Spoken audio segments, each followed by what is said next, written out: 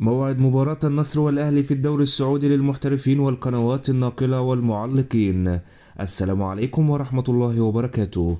موعد مباراة النصر والأهلي اليوم ينتظر ملايين من المتابعين في الوطن العربي قمة العالم والراقي بالجولة السابعة من بطولة الدوري السعودي للمحترفين، ومن المقرر إقامتها مساء الجمعة على ملعب الأول باراك. مباراة النصر والأهلي تزين مباريات الجولة السابعة من دوري روشان السعودي، وهي واحدة من المواجهات المنتظرة والتي ستجمع كريستيانو رونالدو وساديو ماني ثنائي العالمي بكل من روبرتو فيرمينيو ورياض محرز من جانب الراقي. وتقام مباراة النصر والأهلي في بطولة الدوري السعودي اليوم الجمعة الموافق 22 سبتمبر 2023 على ملعب الأول باراك مرسول باراك سابقا. وتنطلق مباراة النصر والأهلي في المرحلة السابعة من الدوري السعودي في تمام الساعة 9 مساء بتوقيت القاهرة، الساعة 10 مساء بتوقيت أبو ظبي، الساعة 9 مساء بتوقيت مكة المكرمة.